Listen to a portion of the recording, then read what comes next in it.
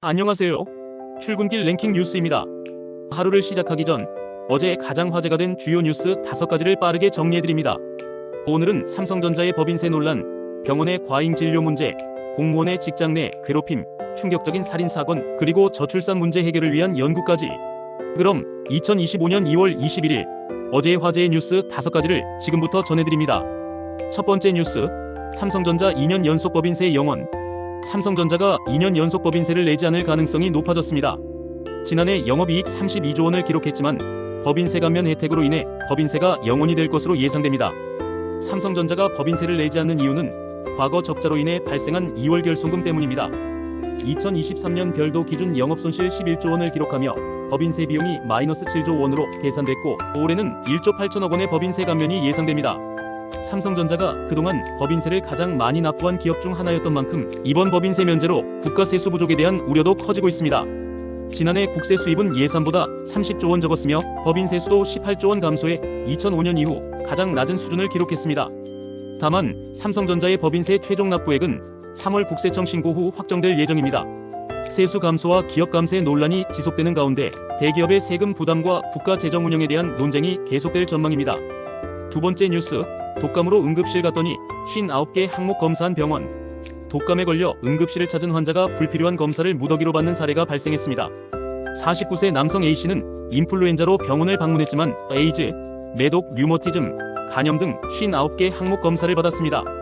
보통 독감 환자는 평균 5개 검사를 받는데 A씨의 경우 검사 개수가 10배 이상 많았습니다. 건강보험 진료비만 48만 원이 나왔고, 병원 측은 방광염과 류머티스 관절염 등 20개의 질병이 의심된다고 기록했습니다. 국민건강보험공단은 해당 사례를 과잉 진료로 보고 대책 마련을 논의 중입니다. 현재 이런 사례를 걸러낼 시스템이 없어 의료기관의 과도한 검사 청구를 막기 어려운 상황입니다. 이에 따라 건강보험심사평가원과 협력해 개선책을 마련하고 비급여 진료비 정보 공개를 확대하는 방안을 추진할 예정입니다. 세 번째 뉴스, 차에서 숨진 채 발견된 영주시 6급 공무원 직장 내 괴롭힘 인정. 지난해 11월 극단적 선택을 한 경북 영주시 6급 공무원이 직장 내 괴롭힘을 당한 것으로 조사됐습니다. 조사 결과 고인은 업무 외 행사 참석을 강요받았고 야근과 주말 출근을 반복해야 했습니다.